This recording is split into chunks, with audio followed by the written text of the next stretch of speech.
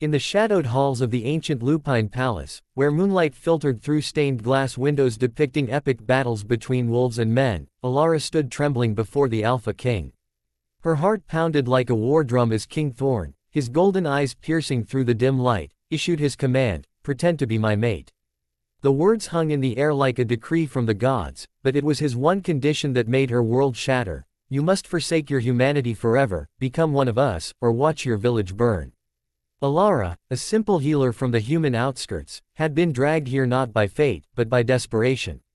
Her people were starving, caught in the crossfire of a territorial war between werewolf packs. She had come pleading for mercy, offering herbs and remedies in exchange for peace.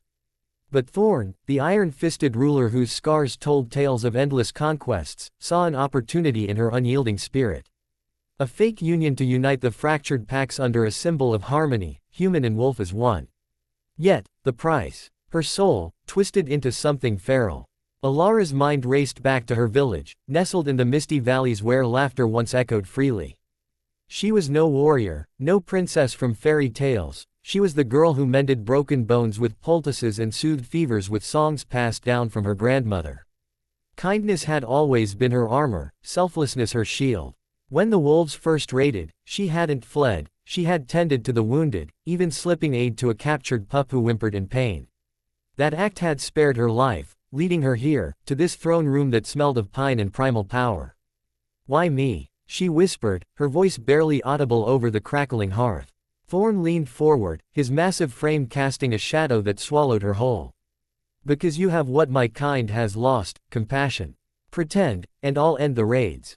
Refuse, and your humanity dies with your kin." As days blurred into nights under the palace's watchful spires, Alara navigated the charade with a heavy heart. She wore gowns woven from silver threads, attended feasts where alphas bared teeth in jest, and stood by Thorn's side during council meetings. The pack whispered of her softness, calling her, the fragile flower, behind her back. But Alara saw beyond their snarls. She noticed the weary eyes of omegas who slaved in the kitchens, the orphaned pups who played alone in the courtyards, their games mimicking the violence they'd witnessed. One evening, as the full moon rose, she found a young wolf named Lila, barely 10, curled in a corner, her fur matted with tears. "My parents were killed in the wars," Lila confessed, her voice a fragile whine.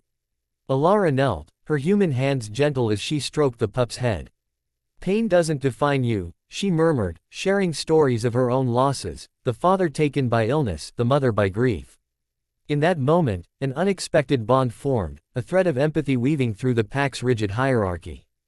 Thorn watched from afar, his stoic facade cracking like ice under spring's thaw.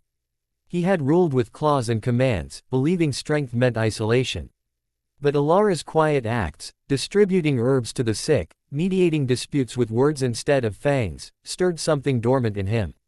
One night, during a staged, mating ceremony, rehearsal, he cornered her in the gardens. "Why do you help them? They see you as weak." Alara met his gaze, her eyes steady. "Weakness is refusing to see the good in others. Kindness isn't a flaw, it's the bridge between us." Her words hit like a revelation, forcing Thorn to confront his own emptiness. He had become alpha through bloodshed, orphaning countless in his quest for power. The condition he imposed wasn't just for her, it was a test of his own fractured soul. The twist came swiftly, like a storm over the mountains. Spies from a rival pack infiltrated the palace, poisoning the water supply with silver-laced toxins. Chaos erupted as wolves fell ill, their howls echoing through the halls. Thorn, weakened but defiant, rallied his guards, but it was Alara who acted first. Drawing on her healer's knowledge, she brewed antidotes from rare roots hidden in her chambers. She worked tirelessly, ignoring the burning in her veins from accidental exposure. As she tended to Thorn himself, feverish and vulnerable on his throne, he grasped her hand. "You could flee now. Take your freedom." But Alara shook her head, her voice breaking. "Freedom means nothing if it's built on others' suffering. We're all connected, human, wolf, it doesn't matter." In that profound realization, Thorn saw the truth. His condition had been a cage for them both, born from fear, not strength. The climax built in the Grand Hall, where the pack gathered amid the crisis. Rival alphas demanded Thorn's surrender, their eyes gleaming with triumph. Alara, exhausted but resolute, stepped forward. This isn't about territory or titles, she declared, her voice ringing clear. It's about choosing mercy over might. In an act of profound compassion, she offered the antidote not just to Thorn's pack, but to the rival's envoys as well, proof that healing could end cycles of hate. The room fell silent, then erupted in murmurs. Thorn, rising despite his pain, revoked his condition publicly. No more pretenses, he announced, his voice raw. Alara, you are free.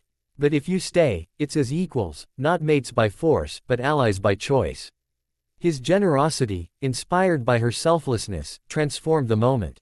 The rivals, touched by the gesture, proposed a truce, their leader admitting, "We've forgotten what unity looks like."